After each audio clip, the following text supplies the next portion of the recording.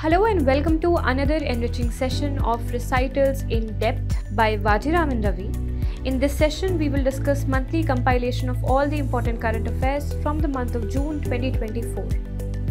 Broadly, we will be learning about the discovery of new virus and genes, the eco-friendly satellites and missions, innovation in biotechnology, biofuel economy and associated innovations, some harmful chemicals and deadly diseases. And we will also see India's contribution in science and technology. So let's begin the discussion. So first of all, let me take you through the topics which we are going to deal in detail. These topics include reading about the nidoviruses and how it is very important in order to counter another disease X or the next epidemic of the world. Then we will be reading about a very unique satellite. This is LignoSat, and it is going to counter the problem of space debris. Similarly, we are also going to read details about the EarthCare mission, recombinant proteins, what is Pravaha, what is hydroxyurea, and how is it influential in taking care of the sickle cell threat that we have in the world. Then we will be reading about the reverse transcriptase enzyme. We will be reading about the Trishna mission, gene drive technology, xylitol, craters on the Mars surface, so on and so forth. Without wasting any further time, let's get on to the first topic, which is about the nidoviruses. What is the context?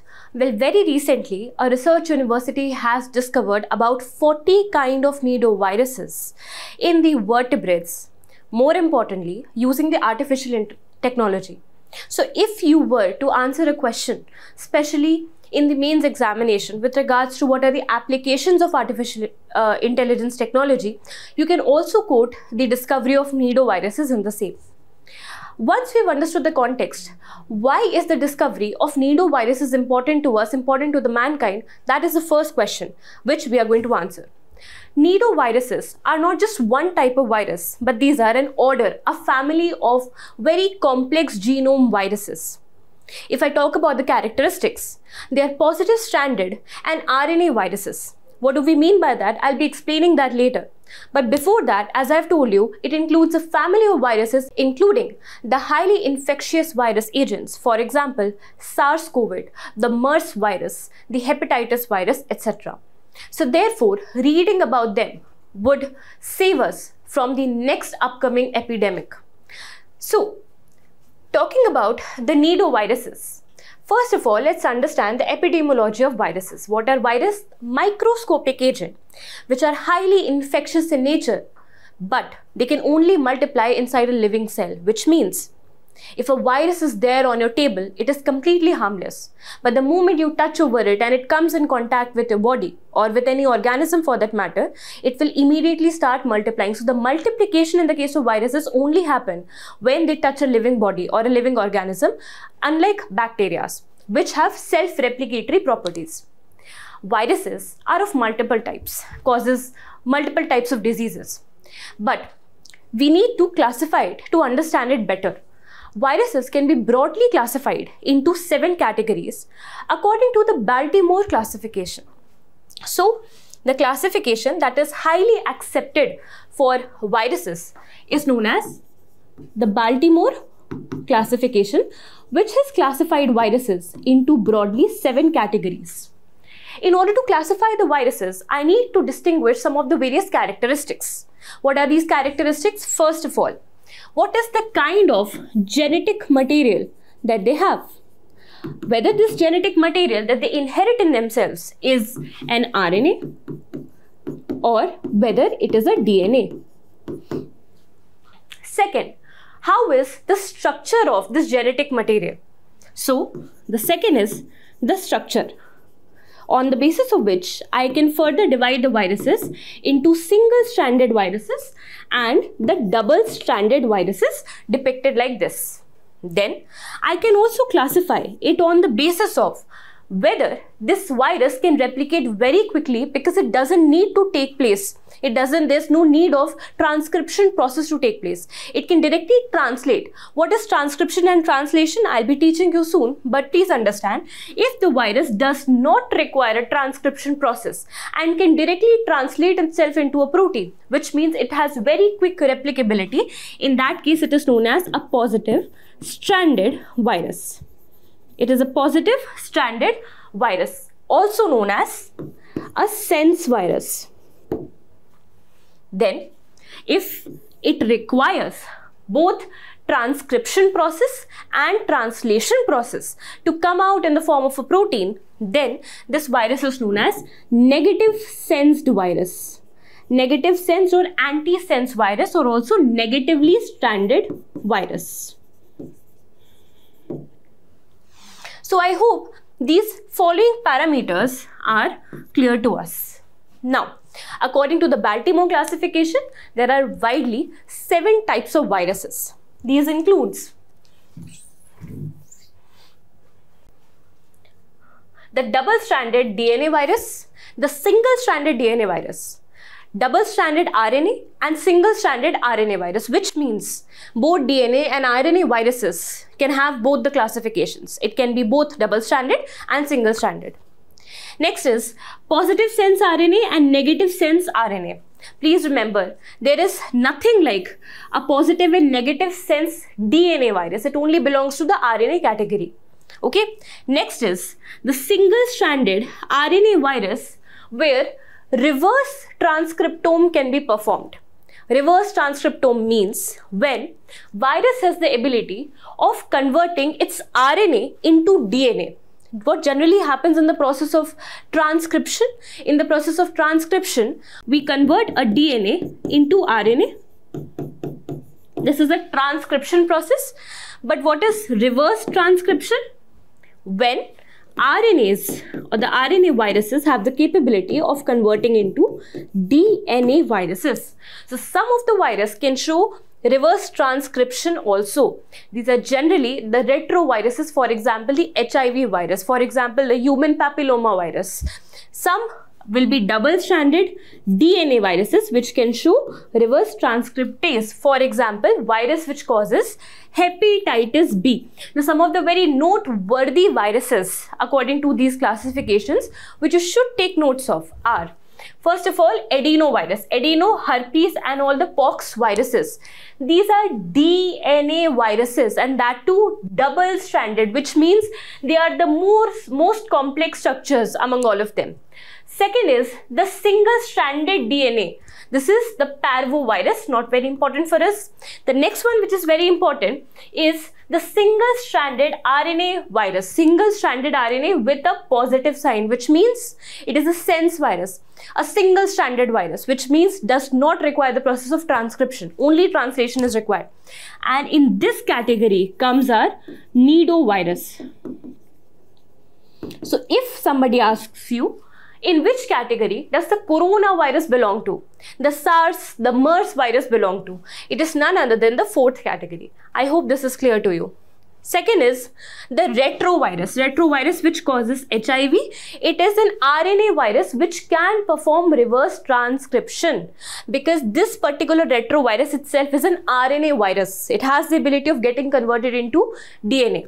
Okay, therefore it can be genetically transmitted.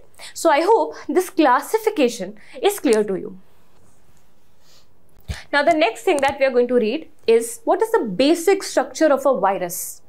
A virus basically contains of a genetic material. This genetic material could either be having the RNA molecules or could be having DNA molecules. So it will be having either RNA or DNA. So some genetic material will be there, which will be surrounded by another protein layer which is known as capsid. So this is a protein layer which keeps intact this genetic material. The second one is a lipid layer which further strengthens and bolsters this entire viroid. So this is a lipid layer. This is a very basic structure of virus which you must understand before understanding the recombinant vaccines or the recombinant proteins, which you must have heard of, and we will be reading also in this lecture. This is the basic structure of virus. Now the second thing is, how does the replication of a virus takes place? So replication takes place from the protein layer. Here you will see spikes in the virus, and these spikes acts as the infectious proteins. They attach themselves to the target agent, they lock themselves, and then they transmit their genetic material into the targeted host. Okay, this is how the transmission or the replication of virus will take place, but this is only possible once the protein attaches itself to a living organisms, not otherwise. Now, talking about the process of transcription and translation, which is the basic feature as to how we understand whether a virus is able to replicate quickly or not. First of all, any kind of organism cell will be consisting of a genetic material. Genetic material in the eukaryotes is generally comprising of the DNAs. DNA is basically the entire genetic information of your body in a singular cell in the form of a double helix structure. Please understand, it consists of a lot of genetic information, but not at all times we would require this entire genetic information. We would only require one specific code at a time. Let's say if I'm infected by some disease, God forbid, I would require to create certain proteins which can create my immunity against the disease. Basically, I'm asking my body to give me a genetic code which will help me to build protein. Protein is a building block of anything. So this protein will be able to fight off that infectious agent. Correct? So how does this take place, and what do we call it in biology? Let's have a study. So first of all, the DNA will be commanded to give me a certain specific genetic code. Now the entire DNA cannot come out of the nucleus, right? So what it will do, it will produce itself into a form of single-stranded RNA, which will only carry the required genetic information. Okay, it will only carry the required genetic information. How it does this? This DNA transforms into an RNA, and then this RNA, its copy is created in the form of messenger RNA. This is mRNA. This messenger RNA then goes to the ribosomes and asks for the protein synthesis, and then translates the structure of ribosomes or the protein from the ribosome into a fashion so as to create the desired protein. Okay, so this process of conversion of DNA into RNA is known as transcription. Why? Because I'm changing the script. I had a very complex script, now I have simplified it. I'm basically changing the nature of the script. This is transcription process. This is the first process.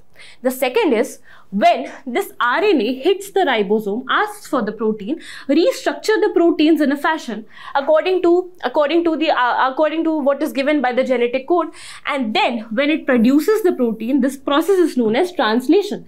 Because what I'm doing is I'm translating my genetic code into something which is having protein, into something which I eventually demanded as a product. So therefore, this is known as translation, which is always followed up by transcription. In the case of some viruses, if these are RNA viruses, which means they exist in RNA form, and they do not even require to get converted into mRNA or the messenger RNA form. Why? Because the moment they attack on any organism, they multiply themselves into mRNA itself, which means they don't exist in RNA form. They exist in mRNA form, messenger RNA form only. And therefore, it reduces the entire need of transcription process. Right? Therefore, the nidovirus that we will be reading, that will be a positively stranded or a sense-stranded RNA virus. Okay?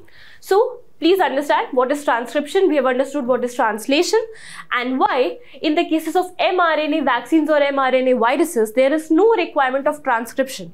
If there is no requirement of this process, it will simplify the entire process for me or not. Therefore, the multiplicity rate, the infectious rate of these kind of viruses is much higher as compared to the DNA viruses.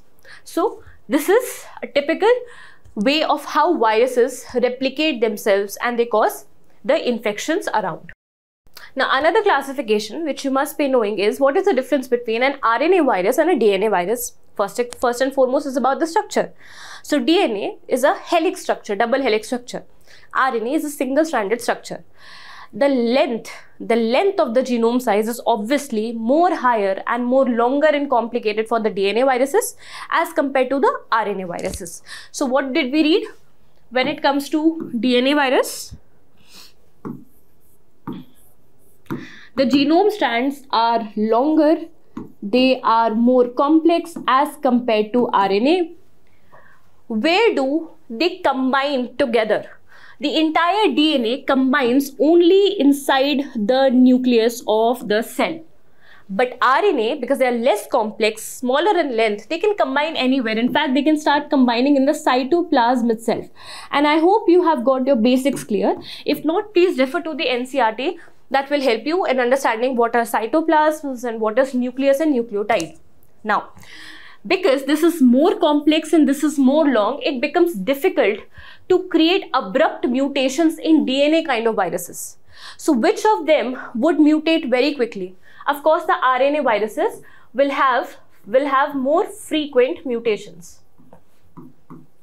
It will have more frequent mutations, and therefore corona was highly infectious. The reason is because it can mutate very, very quickly. Okay. The second thing is, because it is not mutating very quickly, it is easier for me to create vaccine for the DNA viruses. It is easier for me to create vaccines for the DNA viruses, but not for the RNA viruses, because it keeps changing its form, it keeps having the mutations time and again, and therefore vaccine development is more difficult in the case of RNA virus. Of course, I have already told you what is the process of converting DNA into RNA. It is known as transcription. And what is the process of creating RNA from RNA into DNA? Let me know in the comment section. What is the process of conversion of the RNAs into DNAs? Now, why were we reading about these basics? Because questions on viruses and its pathology, epidemiology has already been asked in the UPSC exam and in the very recent years only. Let's come to the first question. Consider the following prelims question 2021. Among these three, which of them can be cultured in an artificial synthetic medium? You can culture yeast, bacteria, fungi. Why? Because they are self-replicating in nature. They do not require any organic host. But viruses, I've already told and made clear that viruses, in order to replicate, would require an organic host. So therefore, apart from the viruses, both of them are the correct answer. Now, let's go to the next question, again asked in 2021 only. Here, it is asked that adenoviruses have single-stranded DNA genome, whereas retroviruses have double-stranded DNA genome. I have already told you, adenoviruses have the most complex structure, which means they are double-stranded DNA. They have double-stranded DNA. So, this statement is incorrect. The second one, common cold is sometimes caused by adenoviruses, whereas AIDS is caused by retrovirus. This is absolutely correct. The adenovirus, common cold are caused by adenoviruses, and it is also very light statement. They are using the word sometimes, not always, because even the single-stranded RNA virus can also cause common cold. Because even the single-stranded RNA virus can also cause a common cold. But sometimes even the double-stranded ones can cause it. Second is, whereas AIDS is caused by retrovirus. We've already seen in the first slide. HIV belongs to retrovirus category, which can also perform the reverse transcriptase. And they belong to which family? They belong to double-stranded, they belong to single-stranded RNA family. Okay, so this is a retrovirus, this statement is correct. So with the help of this much amount of investment of our time, we were able to answer questions worth 4 marks. Now, let's move on to some of the impacts of viral infections. Viruses can be very nasty. They are responsible for causing a lot of diseases. Viruses are so adamant that they can prevail across different ecosystems, and they are very robust because of very quick mutation. Now, talking about human infections that they cause, the common cold, the herpes virus, the adenovirus, the encephalitis, meningitis. Please tell me whether this disease is covered in our mission Indradhanush or not. Pneumonia. Pneumonia is also caused by it. Myelitis, polio is also caused by virus. A lot of gastroenteritis diseases are also caused by rotavirus, adenovirus, etc. Skin infections, for example, varicella zoster virus. Please tell me whether this one is included in Mission Indradhanush or not. Smallpox caused by virus. Hepatitis A, B, C are caused by virus. So therefore, it impacts a lot of parts of not just human body, but across the vertebrate kingdom and the non-vertebrate kingdom. But viruses are not just harmful in nature. There can be some of the significances of virus as well. Let's have a quick look onto that. What are the significances of virus? First of all, they can be helpful in building the immunity. How? Because viruses can be used in both live form and attenuated form. Basically, where we try to reduce the potency of a virus and then introduce it into the organism so that organism can create adequate amount of immune memory. And the next time when the actual virus comes in the body, it is better prepared with its soldiers beforehand, right? So first one is to build the immune, and this is by creating vaccines using viruses. For example, the polio virus. The polio vaccine is actually created by live and attenuated polio virus itself. The second one is to kill the cells, because we know that there is a unique feature, a unique property of virus, that it can only infect the desired organic cells or cells of the organisms. So let's say it has been gene trained in order to attack only the cancer cells of the body, then wouldn't they form one of the best cancer treatments? So it is actually taken up in a lot of cancer medications and also in the herpes treatment, right? Third one, can viruses be also used to transfer the medicine or the organic material from one place to the desired place of the body? Yes. So it will also be used as a transfer medicine. Transfer medicine.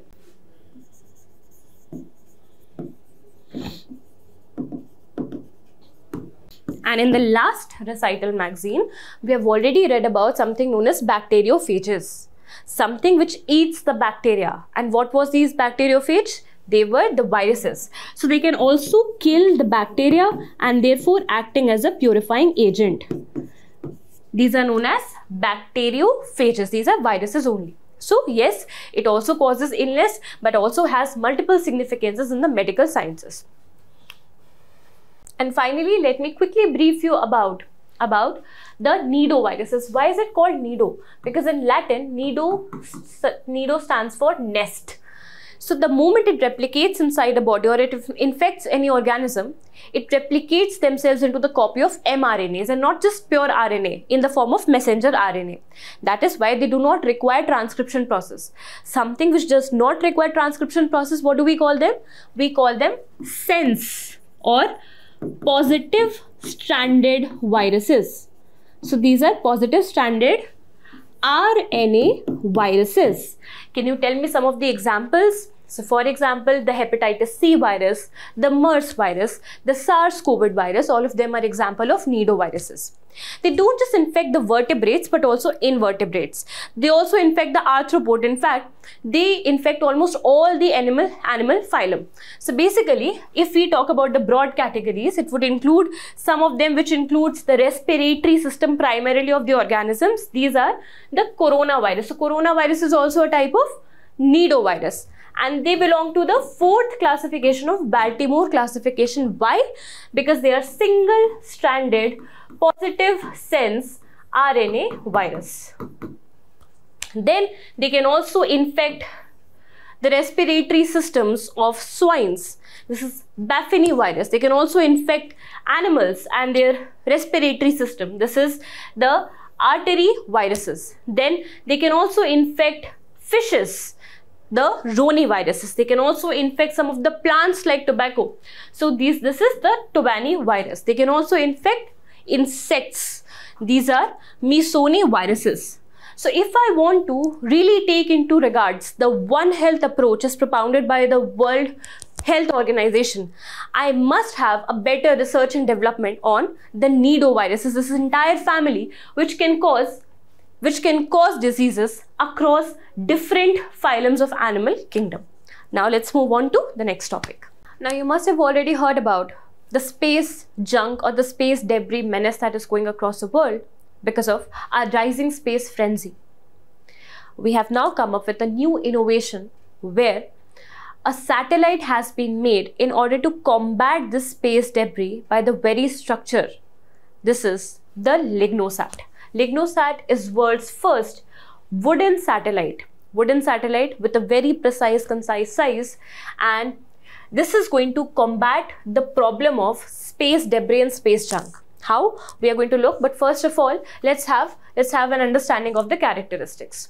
Who built it? So such wooden kind of innovations are generally done by the experts from Japan. So this time it's the Kyoto University of Japan, and it has created collaborating along with the ESA, European Space Agency.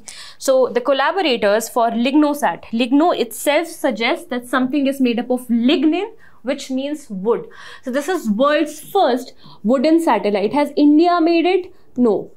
It is made by Kyoto University. The collaborators are Kyoto University along with European Space Agency. As you can see that this is a very, very small satellite, just about the size of a coffee mug, and it will be onboarded, placed somewhere about 400 kilometers from the surface of the Earth, which means it is going to be placed where? It is going to be placed in the low Earth orbit. How do we know whether an orbit is low Earth orbit or geostationary orbit or middle Earth orbit or higher Earth orbit? That we're going to read in the second slide. But before that, let's again go back to some of the features. The wood that is used over here is not an ordinary wood. This is a very resilient wood that is not going to burn itself and is going to withstand the temperature and the aerodynamics and the thermal pressures of the Earth's atmosphere. So this wood is the magnolia wood.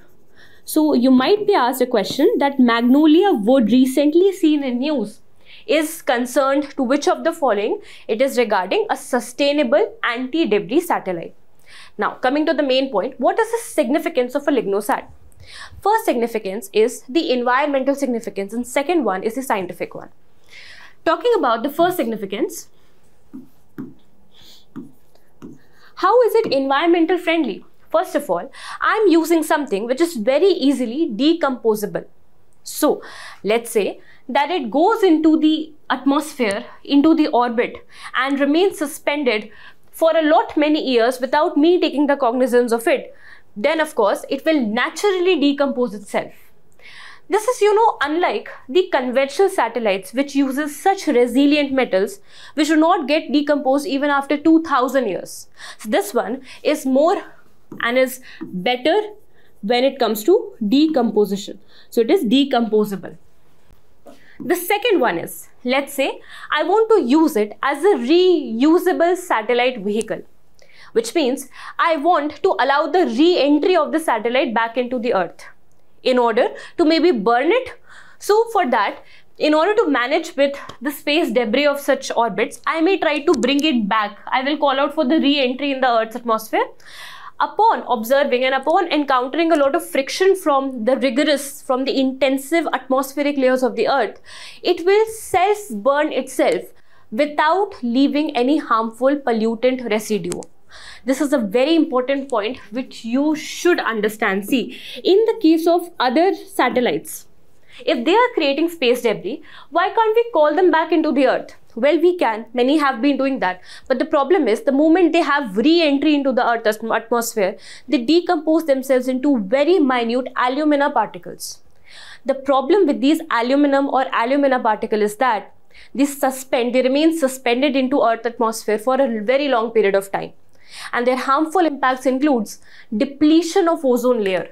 So, the ordinary re-entry of the conventional satellite is bad for the ozone, bad for the atmosphere, but not in the case of LignoSat.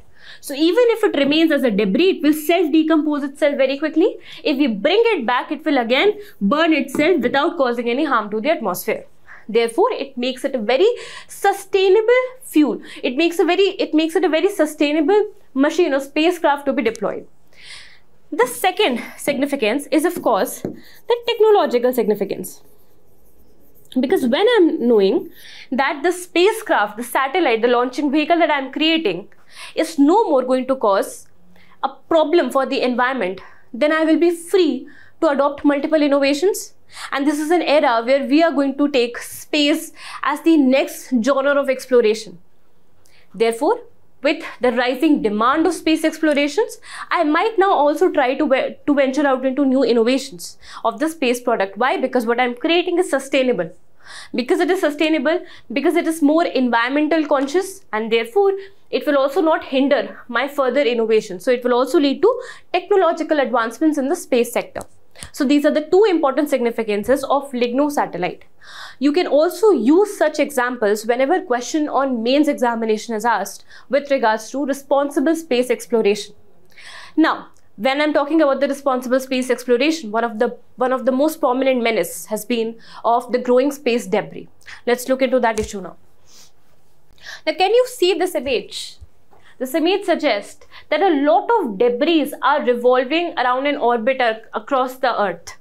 And this is known as space debris, where millions of particles from the defunct satellites or from the spent stages of the rocket launches, they become a dump yard. They reach a dump yard across an orbit, and by the virtue of the rotation of this orbit, they start rotating across the Earth. It not only causes pollution in the external atmosphere, in the space, but it also causes threat to another missions or to the other missions that are already operating or that will be launched in the near future. Why? Because it leads to a lot of space debris, eventually leads to what we call as the Kessler syndrome. This Kessler syndrome, which I'm going to teach you soon, is the result why, according to European Space Agency, by now, across the low Earth orbit, we have got more than 9,000 metric tons worth space debris left.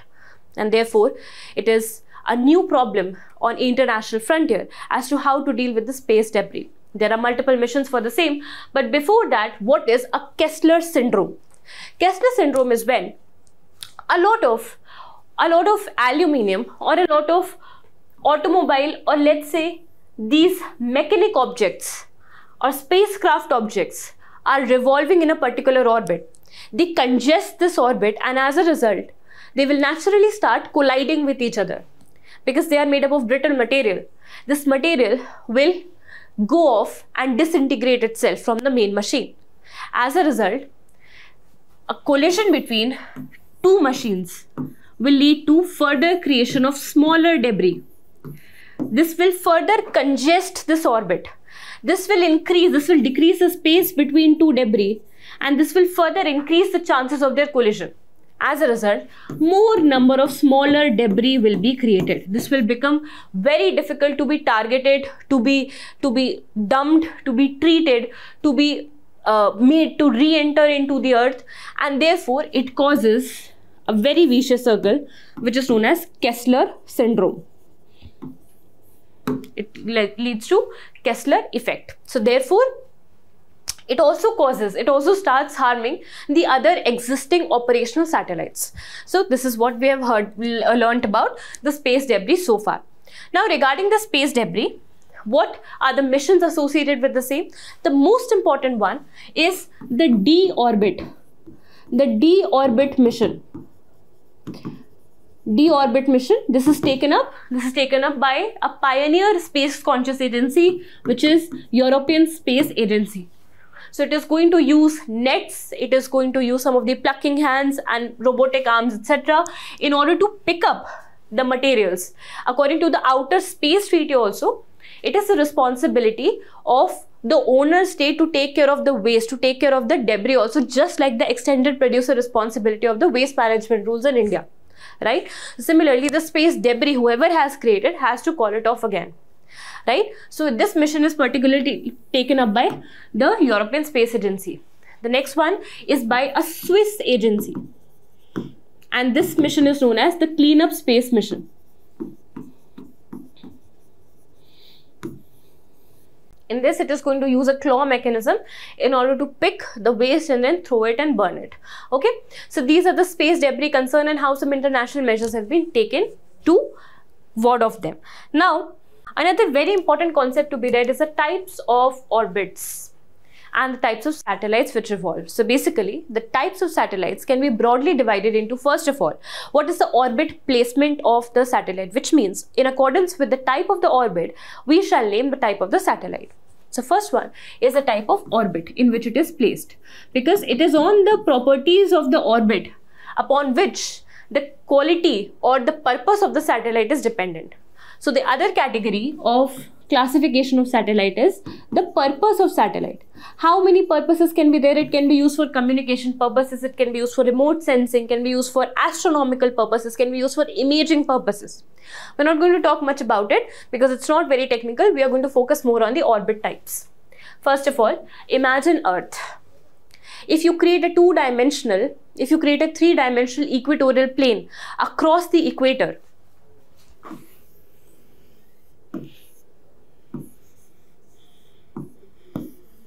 this is the equator and this is a three-dimensional plane across the equator, then this is known as the equatorial plane.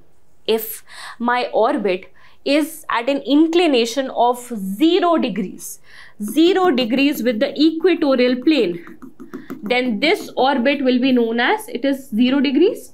So this orbit will be known as the equatorial orbit. Equatorial orbit. Now let's say the orbit is placed in such a manner, and these are the natural orbits that any planet has. So let's say this orbit is revolving at a degree perpendicular, that is 90 degrees. 90 degrees to the equatorial plane, then we shall call it what? We shall call it the polar orbit. The polar orbit. Now let's say the orbit is inclined at a particular angle. Let's say theta, with respect to the equatorial plane, then in that case this orbit will be known as the inclined orbit. Now you must have already heard about the geostationary orbit, the sun synchronous orbit and the geosynchronous orbits. Most of the geosynchronous orbits are nothing but the inclined orbits. The geostationary orbit is primarily the equatorial orbit, and the sun synchronous orbits are primarily the polar orbits. Why? Because what is the virtue of a geostationary orbit? If you deploy any satellite in a geostationary orbit, it will appear to the observer on the Earth that at all the times that orbit or that satellite is visible to me. Why? Because the period of rotation of any satellite in a geostationary orbit is equivalent to 23 hours, 56 minutes and 4 seconds. Which is very similar to that of Earth, and therefore it is always the observer and the receiver are always seeing each other at all the times. This is geostationary orbit. Geostationary orbit hence is very important, and they are very instrumental in creating communication networks, the real-time communication network. So the TV signals that you receive, the mobile towers that you can see, the internet that you receive, all of that is because of satellite placed in the geostationary orbit primarily. Talking about the polar orbit, a special case of this is the sun synchronous orbit. In this particular case, at a particular solar time, at all the days, that satellite will be visible to the observer. Which means, let's say I am standing here in the Vajiram building of Delhi. If I know that an orbit is going to pass me through at around 12 AM, at all the times it will pass me at 12 AM only and no other time. So that time is fixed, and therefore it is very important for imaging, because generally this is generally the imaging satellites that are deployed over here are exposed and placed in such a sun synchronized manner that at all the times they can have a very sunshiny view of the Earth's surface. Okay, so because of the light exposure, they can be used for imaging purposes, right?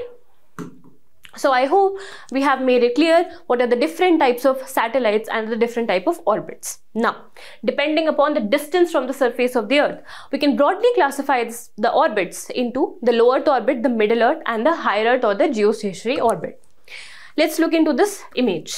The first orbit is the low Earth orbit, which is nearest to the Earth. So the amount of fuel that is required in order to put any satellite into this orbit is lesser as compared to any other orbits, because the distance from the surface of the Earth keeps furthering up, keeps increasing. I hope that is clear. Now, please understand that low Earth orbit if I place a satellite, for example, LignoSat is placed over here only.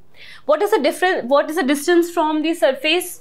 It is generally 150 to 1500 kilometers from the surface of the earth. As you see that it is very, very close. What could be the applications? Applications could be high resolution imaging, remote sensing, getting real-time data on a very quick basis. Why? Because the orbital period of any satellite which is revolving in low Earth orbit is less than 2 hours. So which means approximately how many times can this satellite revolve around the earth in one particular day? It is going to be more than 16 times. And therefore, it becomes very easy to get real-time data from such satellites. So this is the low Earth orbit. Next one is the middle Earth orbit. Now, it is situated at a distance of about 5,000 to 20,000 kilometers from Earth. Because it is at a higher distance, so the coverage is better as compared to this one. So therefore, if I want to have real-time imaging, that too with a better coverage, let's say I want to deploy Navik satellite, it is highly likely I will be deploying somewhere in the middle Earth orbit, because this is where the GPS is placed, global positioning system is placed, because of better coverage. If I move further up, I will come across the geostationary orbit, which is at the most farthest distance, approximately 35,000 kilometers from the surface of the earth. This question and this unit was asked in UPSC exam in the prelims paper 2019. So this is the geostationary orbit. Excellent for communication. The internet, all of these satellites, or the mobile telephony or the TV that you see, all of those are facilitated by satellites situated at the geo orbit. The reason for this is excellent coverage. Farther the distance, better the coverage. In fact, it is said that it requires just about 3 geostationary orbits in order to have the entire 360-degree coverage of the earth. So I hope you've understood. One of the challenges that the scientists face for deploying a particular satellite into this geostationary orbit is that it is having a very vast distance, which means I would be requiring a lot of resources, I would be requiring a lot of fuel also. In order to minimize that, can I have a shortcut distance to reach this geostationary orbit? Yes. These shortcuts are known as the geosynchronous transfer orbits, which are known as GTOs. So can you see, this is a GTO. So if I place a particular satellite into the GTO, it will eventually link one orbit with the another orbit without requirement of any fuel acceleration. And therefore, this will be another GTO. So if I place it over here, it will be able to finally deploy my satellite with lesser amount of fuel into the higher distance of geostationary orbit. So I hope the types of orbit, the types of satellites are clear to you along with their applications. So this was about the LignoSat. Now after LignoSat, Japan and ESA are also collaborating on another very interesting project. This is the EarthCare mission. EarthCare mission is the largest of and the most complex of the Earth Observer programs. That is a part of Earth Observer mission launched initially by European Space Agency, and now the Japan Space Agency JAXA is also going to collaborate on the same. What is the agenda of EarthCare mission? Well, you know that the climate change is influenced by many things. We have already had the cognizance of the impact of greenhouse gases in the atmosphere, impact of cryosphere, the related albedo effect. We also have understood about the impact of ocean currents in circulating and distribution of the heat, and all of these impacts eventually somewhere corresponds to climate change. But what has gone unobserved till yet is the impact of clouds, impact of aerosols suspended in the atmosphere on the climate change. In order to understand the phenomena of climate change better, JAXA and ESA have come up with the EarthCare mission, which expands to Earth, Clouds, Aerosols and Radiation Explorer.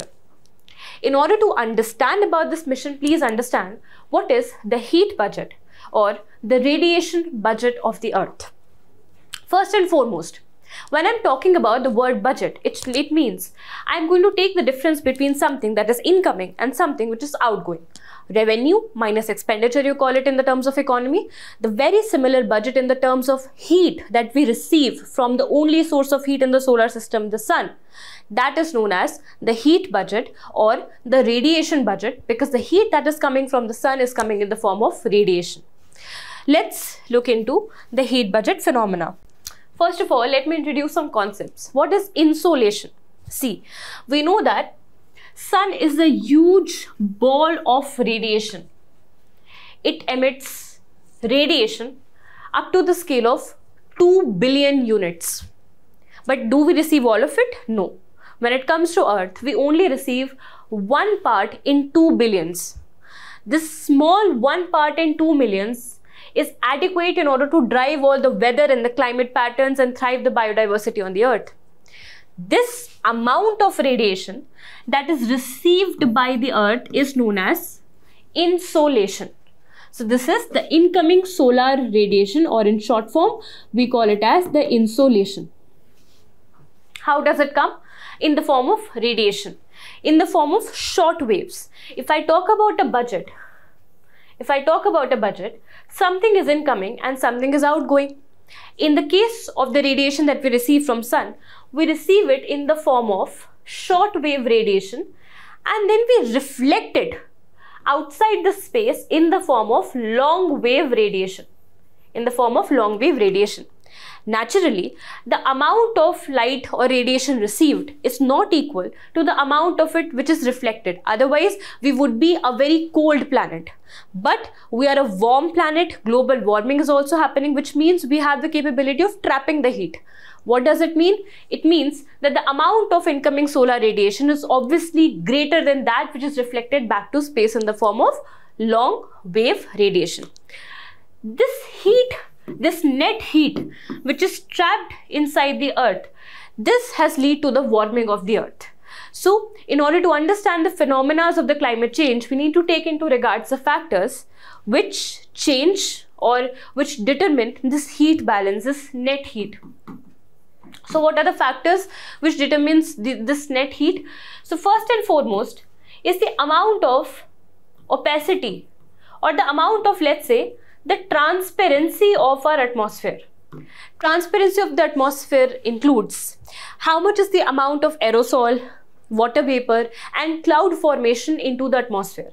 Higher the amount, more opaque it will be, which means it will be more opaque as in it will reflect back the light. It will not allow it to enter inside the Earth, right? So, first of all is the transparency or opacity of the atmosphere. The second is the albedo. Albedo stands for the amount of light which is reflected back once it hits the surface. So the amount of radiation reflected back is known as albedo. If something has albedo of 1, which means that it completely reflects everything that it is getting on its surface. Classic example is the ice cap. Classic example is the cloud cover. The better we have it, the more albedo we will have. The more cooling will be there. So albedo is another important factor. The third is the position, the orientation and the inclination of the Earth with respect to the sun. We know that with respect to the sun, it bends, it has an inclination of about 66.5 degrees. And as a result of this, we see the variable amount of insolation coming at different places, at different weathers, at different seasons. Okay. So therefore, this is how, these are the factors: the position, the opacity, the albedo, they determine the amount of heat that will be absorbed.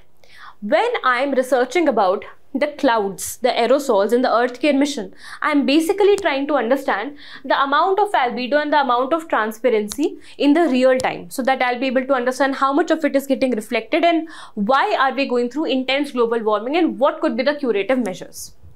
Talking about the quantified data of the heat budget, please understand, if let's say that the Earth is receiving 100 units of radiation from the sun, only 70% gets absorbed beneath the atmosphere. Rest 30% is reflected back in the form of long wave radiation. So how much are we getting? We are getting only 70%. Now in that 70% also, some part of it is absorbed by the atmosphere itself, and only some part is able to reach the surface of the earth and warm it up. How much is the part? So again, about 23%, only 23% is what which reaches the surface of the earth, and the rest 47% is something which remains in the atmosphere or which warms up the atmosphere. So out of the total unit of heat that we get, only 23% is trapped by the or is received by the earth's surface. Rest is there in the atmosphere. And if I warm up the atmosphere more by building up the greenhouse gases, it will lead to more amount of insulation trapping, and therefore it results into pertinent increase in the global warming. Also, for the conceptual clarity, please remember the difference between four phenomena: radiation, convection, advection and conduction. If you have a heated object around you, let's say there is a fire altar around you. If you are sitting at a distance of about 20 or let's say about 30-50 centimeters, you will still be able to feel the heat. That is how Earth receives the heat from the sun. We are not accustomed to any direct contact. Without contact, in a contactless, even in a mediumless surface, then also I am able to get the heat. This kind of heat is known as radiation because they are traveling in the form of waves. But let's say that ocean water is getting heated up. This is getting heated up. Okay. Now, because there is some medium in between, some medium in the form of, let's say, circulating air, or let's say some amount of water vapors which has got fluid properties. If I have a fluid medium in between the heat source and the heat receptor, then this medium will absorb the heat from the source and bring it towards the heat sink, let's say the upper layers of the atmosphere. So heat from here is getting transported via a medium. This process is known as convection. But as you can see, this is a vertical process, isn't it so? But won't there will be a horizontal flow of the heat? Have you heard of the local winds? Have you heard of Lu? All of these are the warm winds which basically carry the heat from the heat source to the heat sink with the help of a fluid medium, that is air. That process is known as advection. So if it is moving in vertical direction, it is convection. If it is moving in horizontal direction, then this is known as advection. And a very simple phenomena, if I have a hot pan and if I go and touch it stupidly, of course it will burn my hand because direct transmission of heat is happening from molecule to molecule. This is known as conduction. The method by which we receive the heat is radiation. The method by which, or the phenomena by which this heat is transferred and transported across different parts of the earth are conduction, advection and convection. I hope this concept is clear, and I hope now you will be able to appreciate why EarthCare mission would be very instrumental in understanding the climate change. Now, with the rapid growth in the number of diseases, also rises the need of having solutions which are not only cost effective, causes less harm or less side effects, and produces a lot of benefits. One such biotechnological solution is to create recombinant proteins. Recombinant proteins are synthetically produced proteins. Proteins, as we've already discussed in the last recital, are the basic building blocks of life comprising of amino acid chain. Now, these proteins can get translated into enzymes, can get translated into any kind of medicine, even biofuel, even they can create immunity system. They can also create certain kind of proteins in the body.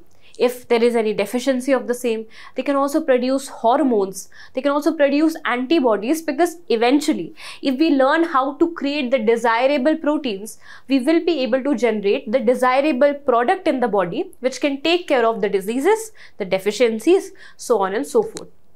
But first of all, what is recombinant protein and how is it created? Recombinant proteins are synthetic proteins which are produced in the host organism. How? By inserting genetically modified genes into them. So if I am able to create a desirable gene free of diseases, or which is having certain desirable traits, take up this gene and then fix it into the cell of the host organism and allow this gene to be multiplied, this gene will translate out itself in the form of protein. All of this we have already read in detail in the first session, but just for the convenience, I will be revising it again for you. First of all, the genetic material which is encoded inside any eukaryotic organism is known as the nucleotide or the nucleic acid. These nucleic acids are primarily composed of DNA material. DNA are the double helix strands which comprises of the entire genetic information inside an organism. So their entire genetic history, ancestral history, all of that is encoded in the single piece of DNA. Now, if my body is required to create, let's say, a certain kind of hormone, let's say insulin, because I have had a lot of chocolates today. My body wants to stop me. My body wants to cut down the sugar. It will ask for the creation or for the generation of insulin. Insulin effectively is a kind of protein only. How will it be created? The genetics of my body, the DNA, a part of it will be cut out in the form of messenger RNA, in the form of RNA.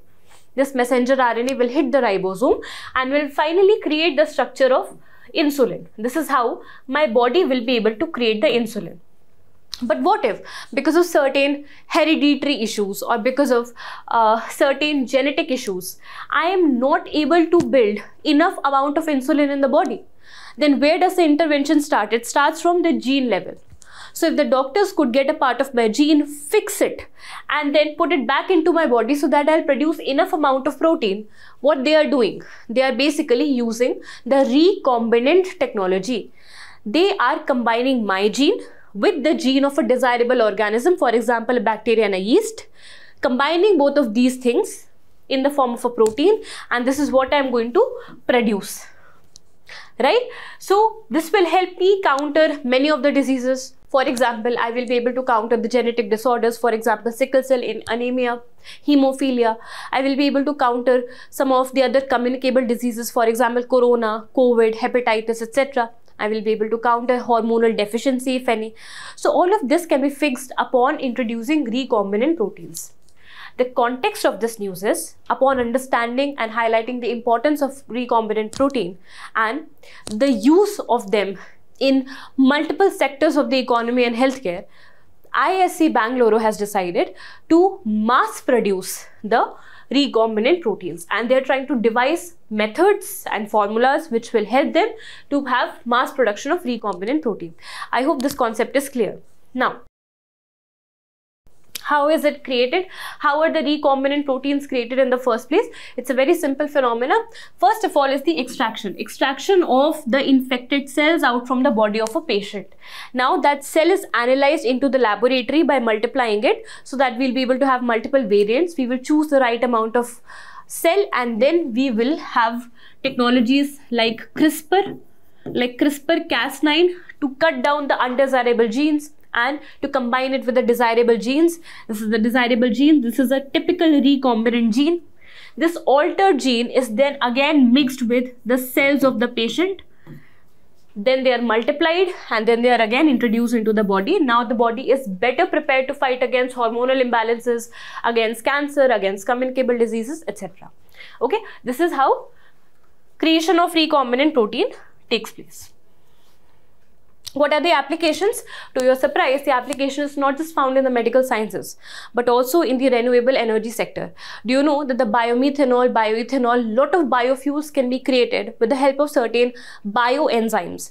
These bioenzymes from the yeast and bacteria can be created using recombinant technology. Okay, so it can be used in creation of biofuels. It can also be used in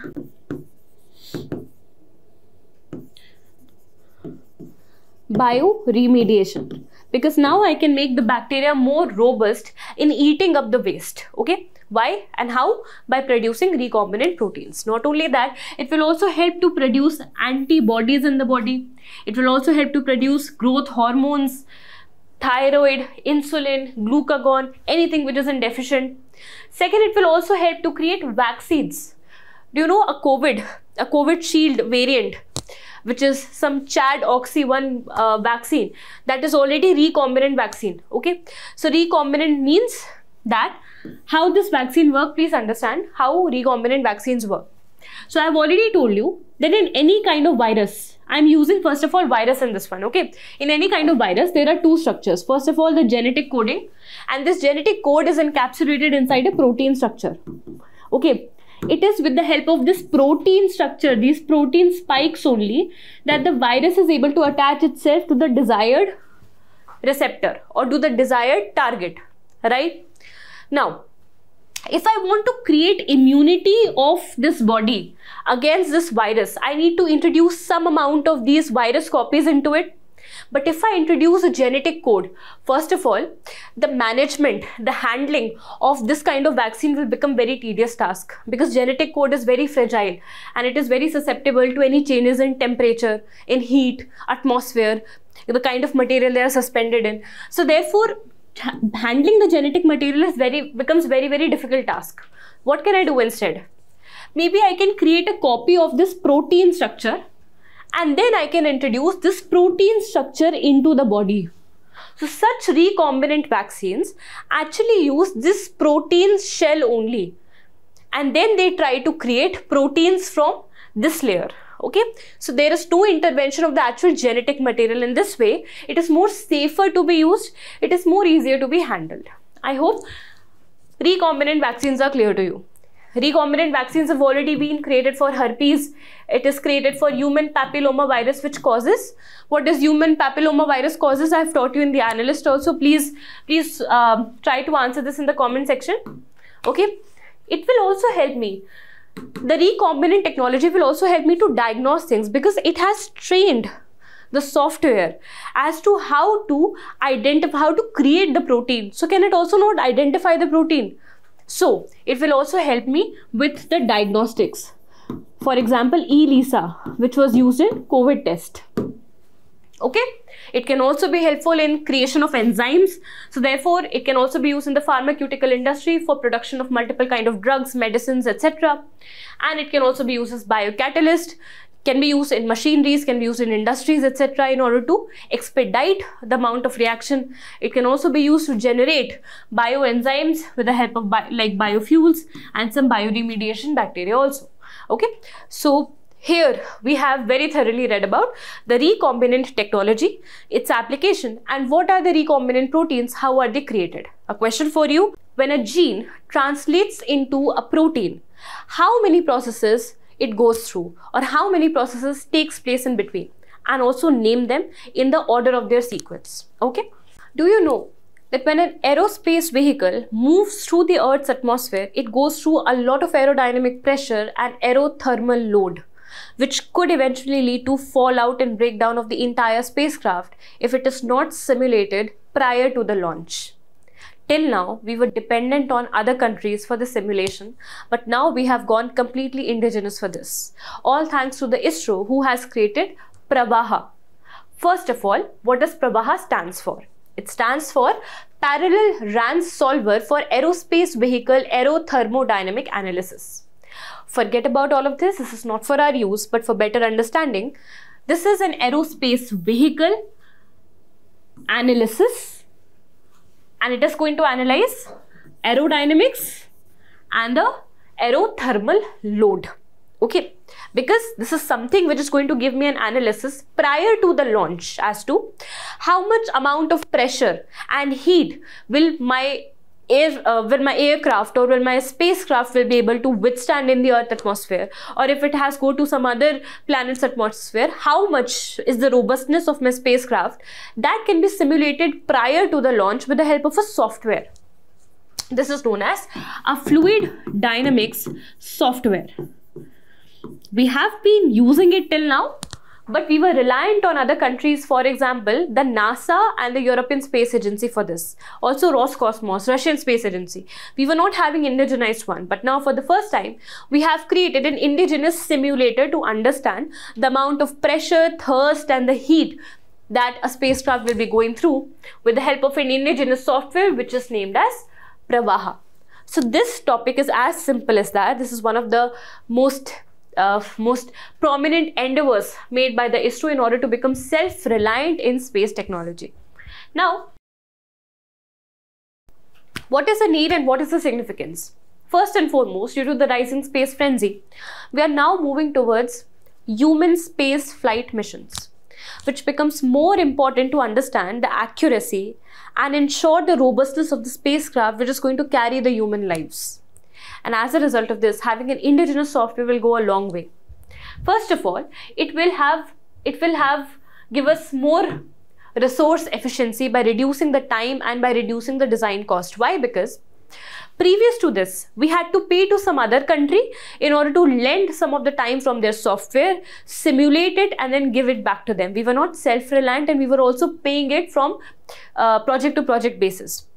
The second thing, we were also using a physical wind tunnel. You must have seen it in order to train the aeronauts. So we were using wind tunnels in order to simulate the condition. But this was a very expensive and time-taking process. And let's say if this entire machine, this entire spacecraft gets burnt inside or fails inside this wind tunnel, then again I have to rebuild it again. Basically, it will be more resource intensive.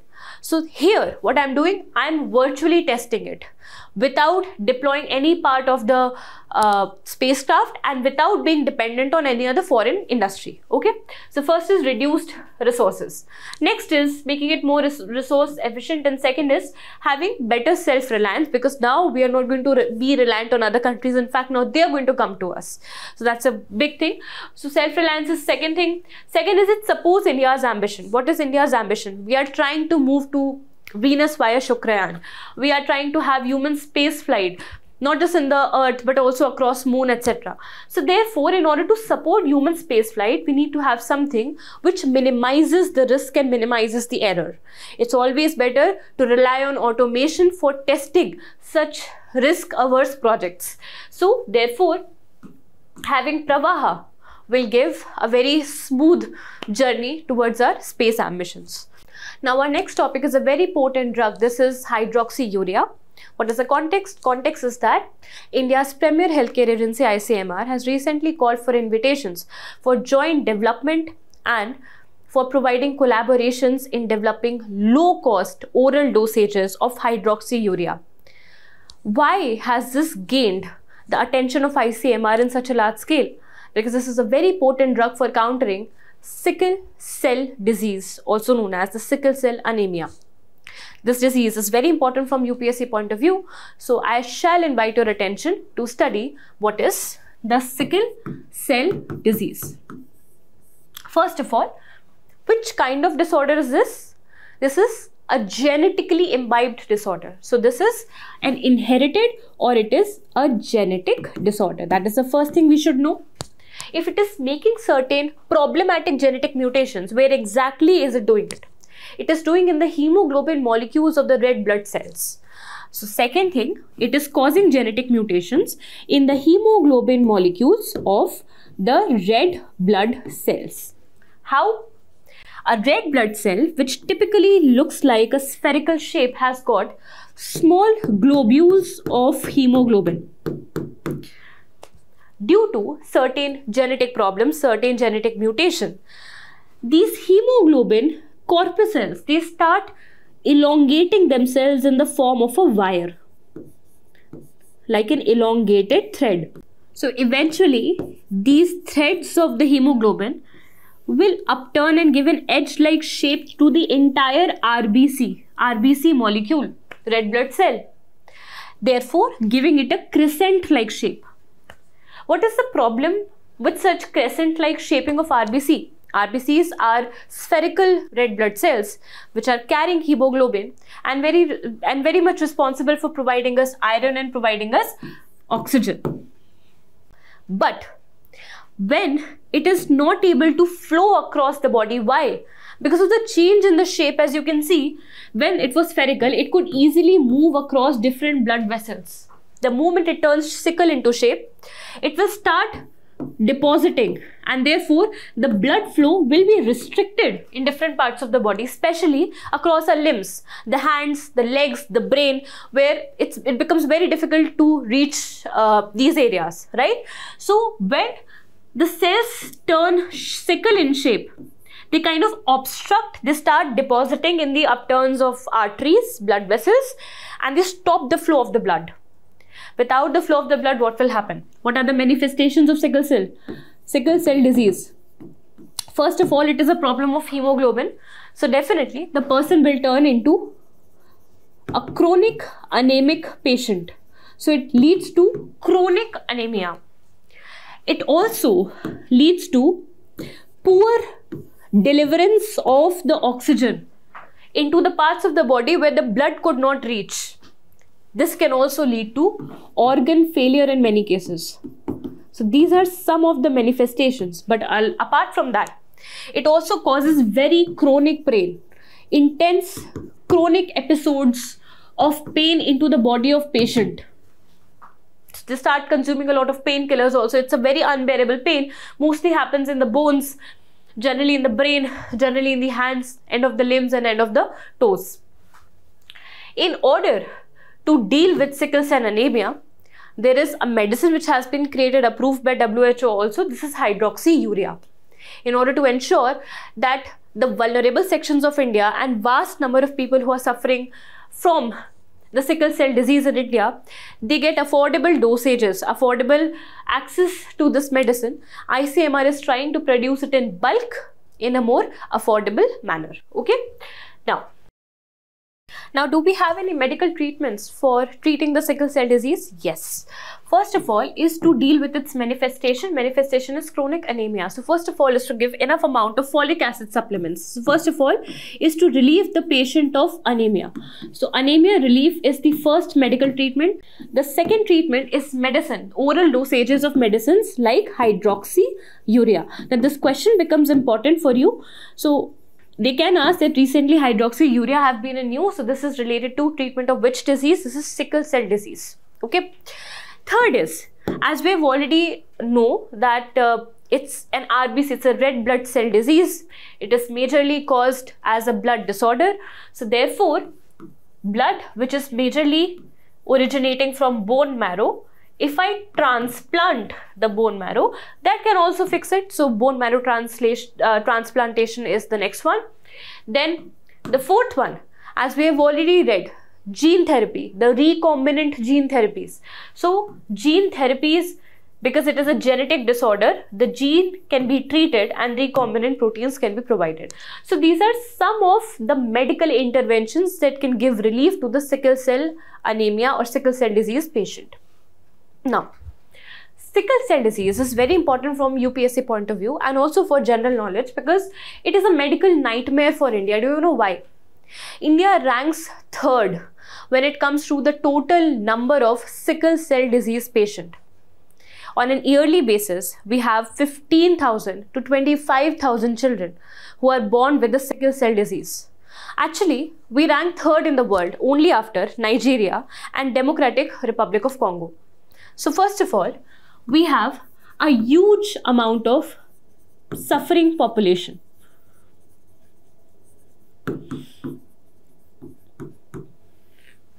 The second thing is, we are going through multiple challenges which leads to further exacerbating of sickle cell disease. What are these?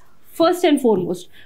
Also, do you know that which is a kind of population which is more susceptible to sickle cell disease in India, and not just in India, also in world? It is the tribal population. It is among the tribal population. In fact, the total number of patients, out of which 75% are from the tribal population and the other are from the rural areas. So why is it affecting the tribal population and the rural population the most?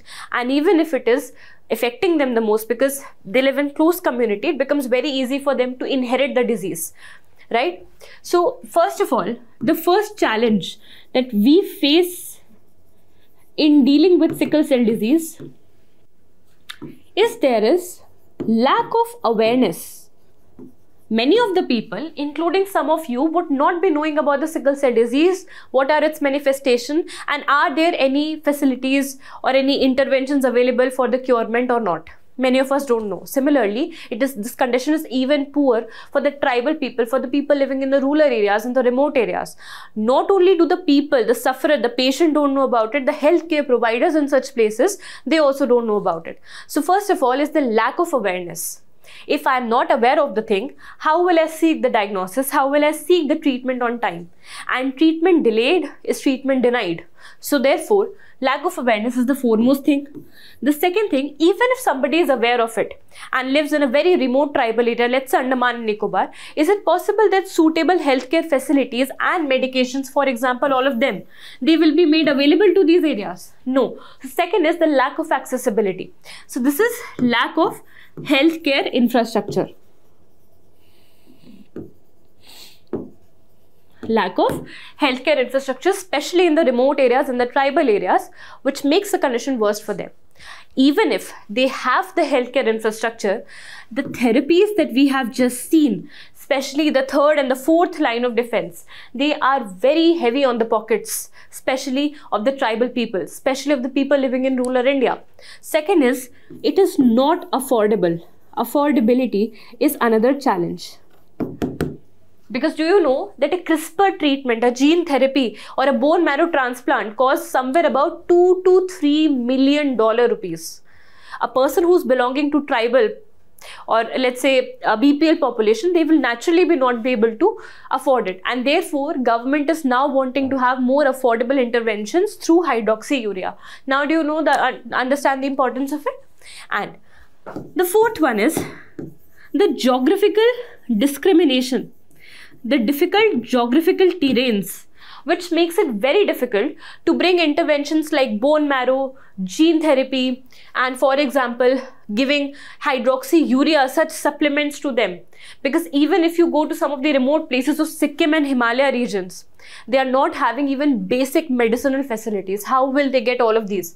So there's a lot of geographical discrimination in terms of availment of these medicines, availment of these treatments. This makes the entire thing more worse. But how is India propelling in the direction of curing sickle cell disease? Let's now take a look into the governmental initiatives. Now, the first thing that we require is to have a very comprehensive multi-stakeholder initiative requiring multiple interventions across different stages of this disease in order to completely eliminate the sickle cell disease. India has already targeted complete eradication of sickle cell disease by the year 2047 via a mission which is known as the National Mission for Elimination of Sickle Cell Disease, launched by the Ministry of Health and Family Welfare. The second one, this is a disease which is primarily inherited in the body. Can it also be considered as a disability? Yes. Should also be the people suffering from them be provided certain socio-economic parameters which are more as compared to rest of the population? Of course. So therefore, it is also included as one among the 21 disabilities under the Rights of Persons with Disabilities Act of 2016. So it is considered as a official disability in India and therefore accords multiple benefits and entitlements to the people who are suffering from it. For example, providing them reservations. For example, providing the children free of cost education.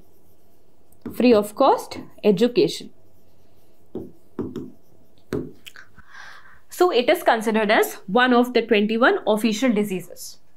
The next one, it is also included the medicines which is required to cure it. The hydroxyurea is included into the list of essential medicines under the National Health Mission Policy of 2013.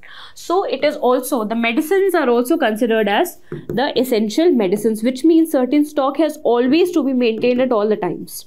And it is regulated by the government from time to time. Fourth is to have awareness. So in order to create awareness and diagnosis at the central level, at the national level, we have this mission. But at the state level, Madhya Pradesh has been taking initiative in the name of hemoglobinopathy. In the name of hemoglobinopathy mission by the state of Madhya Pradesh, in which they not only create the awareness but also provide free of cost diagnosis for the levels of anemia, especially in the tribal and the vulnerable population living in the remote rural areas. This is there. And last but not the least, we know that we would require more advanced treatments. What if in the case the urea medicine fails? So in that case, you would be requiring better amount of gene therapies, more amount of donor banks, bone marrow donor banks. So for that, CSIR has taken the initiative, CSIR, along with some other research organization. For example, Indian Council of Medical Research, they have came into a collaboration, signed an MOU in order to formulate and innovate on the gene therapies which can finally cure the sickle cell anemia. So these are some of the interventions that are taken by the Indian government, and also a case study of Madhya Pradesh has been given to you. And just for the better clarity, you must also know that hydroxyurea essentially arrests the growth or the rapid multiplication of the cells. It could be any kind of cell.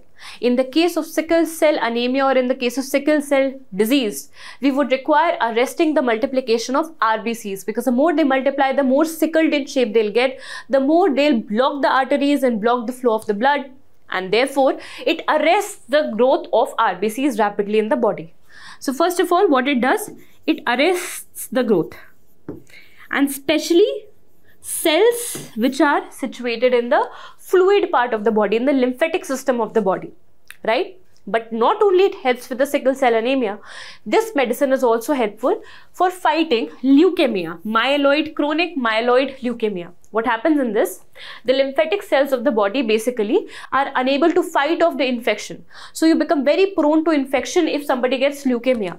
Why is this happening? Because the lymphocyte cells have become inefficient and they are rapidly multiplying. In order to arrest their multiplication, again hydroxyurea can be used in this also. So this is for lymphocytes, arresting multiplication of lymphocytes. Now what if your body starts generating so many number of platelets that the blood clot starts happening in the arteries and in the veins itself? Then in that case, it will cause blood clot, and such veins, red colored veins, could be seen across the body. This is known as thrombosis. Thrombosis is when deep blood clotting has happened inside the blood vessel only. This also will stop the blood. Why is it happening? Because of rapid multiplication of platelet or thrombocyte. For this also, hydroxyurea can be used. So what are the multiple applications of hydroxyurea? It is across multiple diseases where the requirement is to arrest the rapid multiplication of fluid cells. So I hope this concept is clear to you.